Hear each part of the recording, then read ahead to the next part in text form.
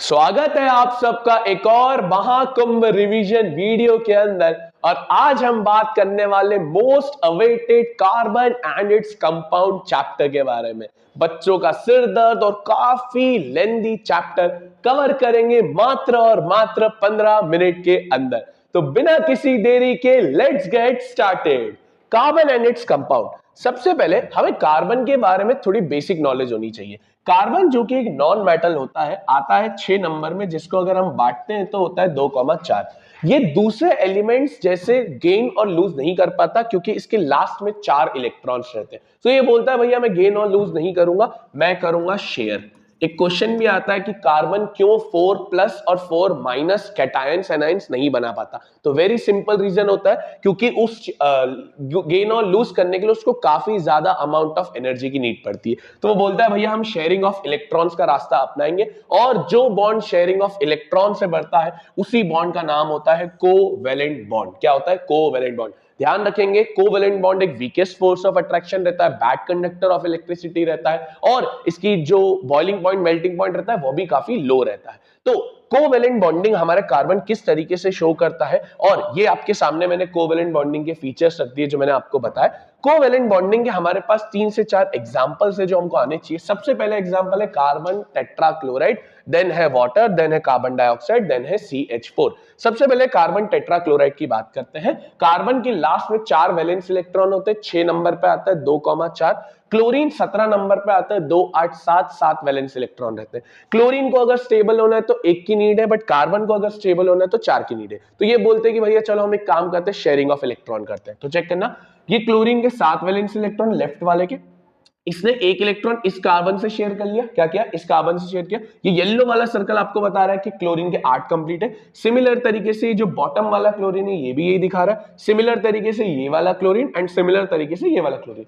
चारों क्लोरीन तो सेटिस्फाई हो गए, बट अभी भी कार्बन बाकी रह गया क्योंकि क्लोरीन और क्लोरीन ने सब ने एक एक इलेक्ट्रॉन ट्रांसफर किया, तो कार्बन भी इनसे एक एक इलेक्ट्रॉन शेयर करेगा। तो इस कार्बन के पास ऑलरेडी 4 थे, वो इस क्लोरीन से 1, इस क्लोरीन से 1, इस क्लोरीन से 1, इस क्लोरीन से 1, इस तरीके से 8 टोटल इलेक्ट्रॉन कार्बन के पास आ जाएंगे। बॉन्ड सिंगल बॉन्ड बना क्योंकि इलेक्ट्रॉन इसके अंदर ट्रांसफर हो। इसी तरीके से वाटर है। वाटर ऑक्सीजन जो 8 नंबर पे आता है 2,6, हाइड्रोजन एक एक शेयर कर लेंगे तो येलो येलो वालों में हाइड्रोजन सेटिस्फाई होगा, और जो पिंक कलर का सर्कल बनाया है वो उसमें आपका ऑक्सीजन ऑक्सीजन स्टेबल हो गया। अगेन इसमें भी सिंगल बॉन्ड है तो ये भी काउंट हो जाता है। सिमिलर तरीके से आप अपनी कॉपी में बनाएंगे CO2, एंड सिमिलर तरीके से आप बनाएंगे मीथेन CH4।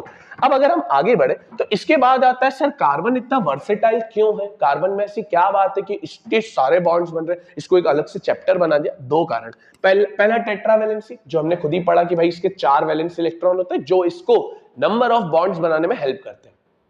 फिर आता है catenation, very important property, 2 number में भी कभी कभार पूछ लेता है। कैटिनेशन होता है भैया अगर कार्बन के पास कोई नहीं भी है तो एक खुद के साथ भी बॉन्ड बना लेता है। क्या करता है? खुद के साथ भी बॉन्ड बना लेता है। इसी प्रॉपर्टी को बोलते हैं catenation, self linking property of carbon atoms.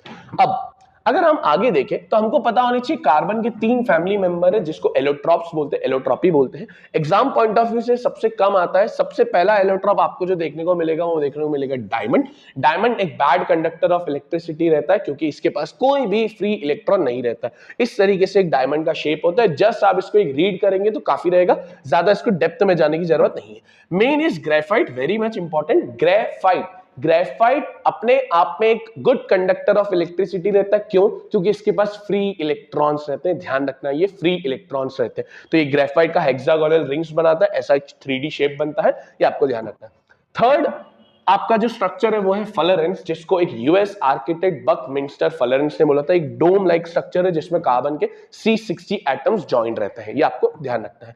इसके बाद हमारे चैप्टर का सबसे प्रमुख टॉपिक है हाइड्रोकार्बन्स। क्या मतलब होता है हाइड्रोकार्बन्स का? Hydrocarbons mean bond between hydrogen and carbon. किसके बीच में? हाइड्रोजन एंड कार्बन के बीच में। अब थोड़ा सोचो, हाइड्रोजन तो सिंगल बॉन्ड ही बना सकता है क्योंकि हाइड्रोजन 1 नंबर पे आता है, एक ही वैलेंस इलेक्ट्रॉन है, बट कार्बन के तो लास्ट में 4 है, तो 1 भी बना सकता है, 2 भी बना सकता है, 3 भी बना सकता है, 4 भी बना सकता है। तो इसको हमने 2 तरीके से कैटेगराइज किया। एक किया अनसैचुरेटेड, एक किया सैचुरेटेड। सैचुरेटेड का मतलब होता है जिसमें कार्बन और हाइड्रोजन का सिंगल बॉन्ड बने, जिसमें और कोई हाइड्रोजन ना आ पाए, सिंगल बॉन्ड बने। वहीं अनसैचुरेटेड होता है जिसमें डबल और ट्रिपल बॉन्ड बने, जहां पर कार्बन और हाइड्रोजन तो सिंगल बनाएंगे, बट कार्बन खुद के साथ तो डबल भी बना सकता है, खुद के साथ तो ट्रिपल भी बना सकता है ना। हमने अभी पीछे पढ़ा था कैटिनेशन प्रॉपर्टी, वहां डबल बॉन्ड ट्रिपल बॉन्ड दोनों बन सकता है। तो कार्बन डबल और ट्रिपल बॉन्ड खुद के साथ बनाएगा, बट सिंगल बॉन्ड किसके साथ बनाएगा? कार्बन के साथ। आइए हम ये तीनों को ध्यान से समझते हैं। सबसे पहले जो हम समझेंगे वो समझेंगे single bond, double bond, triple bond. एक एक मैं बना के बताऊंगा, बाकी दो दो आपको खुद देखने हैं। सबसे पहले जो हम बनाते हैं वो बनाते हैं सिंगल बॉन्ड का कार्बन की एक संख्या लेकर। कार्बन एक, जरूरत कितनों की? 4। ध्यान रखेंगे इस पूरे स्लाइड में हम सिर्फ हाइड्रोजन और कार्बन की बात करेंगे। 4 हाइड्रोजन की नीड पड़ेगी, तो हमने ये 4 बना दी। सिंगल डंडी का मतलब होता है सिंगल बॉन्ड, डबल का डबल, ट्रिपल का ट्रिपल। क्या फॉर्म बना? CH4। इसी तरीके से जब आप C2 लोगे तो ऐसा बनेगा, C3 बनाओगे तो ऐसा बनेगा। चेक करो क्या कुछ जनरल फॉर्मूला बन रहा है? जी सर। कार्बन अगर एक है तो डबल करके +2, 2 है तो डबल करके +2, 3 है तो डबल करके +2। तो जनरल फॉर्मूला बना CnH2n+2। सिंगल बॉन्ड का एक और नाम होता है अल्कीन्स। क्या होता है? अल्कीन्स। क्या होता है? अल्कीन्स। डबल बॉन्ड की बात करते हैं, अगर कार्बन की संख्या 2 ले, हम एक नहीं ले सकते। क्यों नहीं ले सकते सर? क्योंकि डबल बॉन्ड कार्बन खुद ही के साथ बनाता है, तो खुद ही के साथ तो मिनिमम 2 कार्बन चाहिए। तो डबल बॉन्ड में हम 2 डंडी बनाएंगे। 2 ऑलरेडी हो चुके, कार्बन को लगती 4 की नीड है, तो 2 हाइड्रोजन यहां आ जाएंगे और 2 हाइड्रोजन यहां आ जाएंगे। फॉर्मूला बना C2H4। इसी तरीके से C3H6, C4H8। चेक करो, डायरेक्ट डबल हो रहा है, डायरेक्ट डबल हो रहा है, डायरेक्ट डबल हो रहा है। फॉर्मूला बना CnH2n, डायरेक्ट खत्म। डबल बॉन्ड का जो नाम होता है वो होता है अल्कीन्स। क्या होता है? अल्कीन्स। इसी तरीके से हम ट्रिपल बॉन्ड में भी स्टार्टिंग 2 से करेंगे। तो अगर ट्रिपल बॉन्ड है तो 3 डंडी, लगते 4 है, 3 ऑलरेडी शेयर्ड है, एक एक लगेगा, तो एक कार्बन एक कार्बन। क्या बना इसका फॉर्मूला? C2H2। इसी तरीके से C3H4, C4H6। फॉर्मूला बना CnH2n-2। ट्रिपल बॉन्ड का नाम होता है अल्काइंस। क्या होता है? अल्काइंस। अब सर इनका नाम भी करना पड़ता है।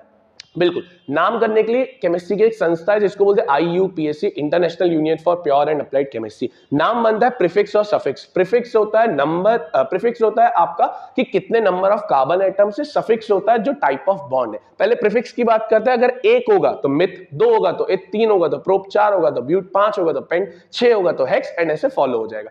सफिक्स की बात करें तो सिंगल बॉन्ड अल्केन्स में लगेगा एन्स, डबल बॉन्ड अल्कीन्स में लगेगा एन्स, ट्रिपल बॉन्ड अल्काइंस में लगेगा आइंस। चेक करें, सबसे पहले जैसे एक कार्बन था तो इसको हम बोलेंगे मीथेन, इसको हम बोलेंगे इथेन, इसको हम बोलेंगे प्रोपेन। इसी तरीके से butane, pentane, hexane, heptane and goes on. इसी तरीके से जब यहां बात करेंगे तो हम बनाएंगे 2 कार्बन इथीन, यहां बनाएंगे प्रोपीन, यहां बनाएंगे ब्यूटीन। इसी तरीके से अगेन फॉलो होते रहेगा। इसी तरीके से जब आप यहां बनाओगे तो बनाओगे इथाइन, यहां बनाओगे तो प्रोपाइन, यहां बनाओगे तो ब्यूटाइन। इस तरीके से ये पूरा चलते जाएगा। सर क्या कोई ट्रेंड फॉलो हो रहा है? जी सर, एक ट्रेंड फॉलो हो रहा है। ध्यान से देखिए, CH4, C2H6, C3H8। हर बार कार्बन 1 से बढ़ रहा है, हाइड्रोजन 2 से बढ़ रहा है। C2H4, C3H6, C4H8। एक बार कार्बन 2 बार हाइड्रोजन, एक बार कार्बन 2 बार हाइड्रोजन। तो कार्बन कंपाउंड्स की एक ऐसी सीरीज जिसमें डिफरेंस एक कार्बन और 2 हाइड्रोजन, दैट इज CH2। ऐसी सीरीज को हम होमोलॉगस सीरीज बोलते हैं। क्या बोलते हैं? Homologous series. चेक करिए, सबसे पहले हमने ये बात कर ली नेमिंग ऑफ हाइड्रोकार्बन की, IUPAC, international union for pure and applied chemistry. इसके बाद आता है इसी चैप्टर के अंदर एक और चीज, ब्रांचिंग एंड चेनिंग। हम ब्रांचिंग एंड चेनिंग करने से पहले एक टॉपिक पढ़ते हैं जिसको हम बोलते हैं isomers. Very important topic for the exam point of view. क्या होते हैं आइसोमर्स? आइसोमर्स एक ऐसे कंपाउंड्स रहते हैं जिनका मॉलिक्यूलर फॉर्मूला सेम होता है, बट जो स्ट्रक्चरल फॉर्मूला होता है वो डिफरेंट होता है। जैसे एग्जांपल के तौर पर मैंने बनाया है ब्यूटेन जिसका फॉर्मूला है C4H10। अब सर C4H10 तो इसका भी है, अब मैंने ब्यूटेन को इस तरीके से बना दिया, 3 कार्बन बना दिए, बीच में एक ब्रांच लगा दी, तो सर इसका फॉर्मूला तो C4H10 ही बना, बट चेंज क्या हुआ दोनों में चेंज हुआ स्ट्रक्चर। तो ऐसे कंपाउंड्स जिसमें स्ट्रक्चर चेंज है, फॉर्मूला सेम है, उनको बोलते हैं हम आइसोमर्स।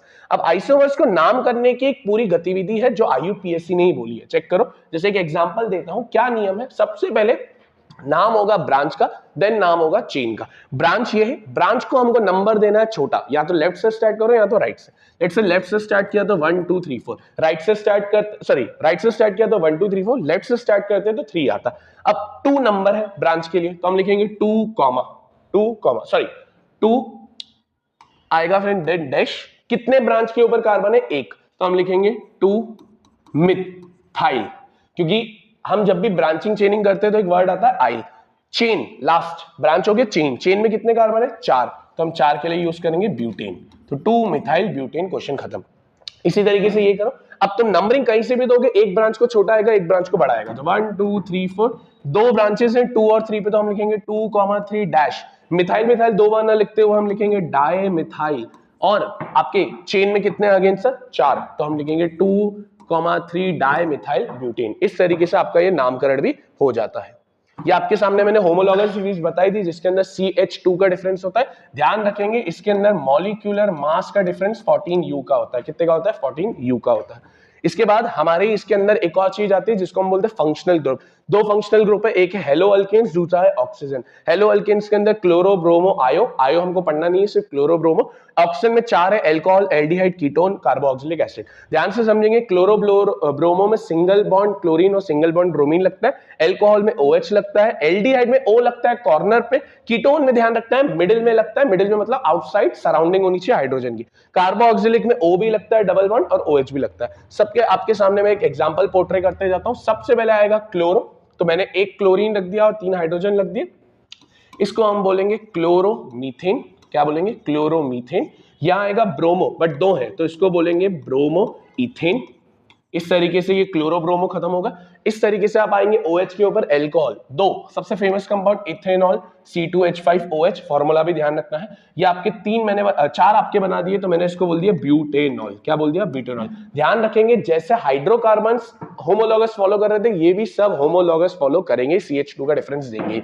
सर ये OH और OH और O ये कार्बोक्सिलिक एसिड है, ये इंपॉर्टेंट है, CH3COOH ethanoic acid, very much important. इसके बाद में आपको इसके बारे में भी पढ़ना ही है। ये 3 हमने लगा दिए, इसको हम बोलेंगे आपका प्रोपेनोइक एसिड। क्या बोलेंगे? Propanoic acid. इस तरीके से एल्डिहाइड और कीटोन के बारे में बात करते हैं। ये आपका है कीटोन जिसमें ऑक्सीजन सराउंडिंग बॉडी में है, हाइड्रोजन और इसके अंदर, तो ये है आपका प्रोपेनॉन 3 कार्बन, और ये है आपका 4-5 यानी पेंटेनॉन।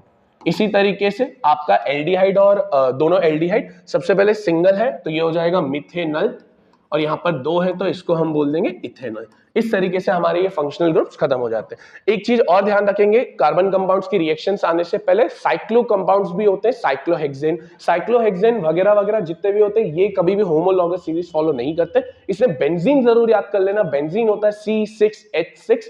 बेंजीन के अंदर आपको ये ध्यान रखना है कि एक बार सिंगल बॉन्ड, 2 बार डबल बॉन्ड, ऐसे अल्टरनेटिवली चलता रहता है। आइए हम बात करते हैं chemical properties of carbon compounds की। 3 केमिकल प्रॉपर्टीज है, कंबशन, एडिशन, सब्स्टिट्यूशन। सबसे पहले वेरी इजी, कंबशन यानी कार्बन कंपाउंड्स को जलाना। अगर हम मीथेन या किसी भी कार्बन कंपाउंड को जलाते हैं तो हमको कार्बन डाइऑक्साइड गैस मिलती है, वाटर मिलता है, हीट मिलता है, लाइट मिलता है। जब हीट निकलता है तो इसको हम बोलते हैं एक्सोथर्मिक रिएक्शन।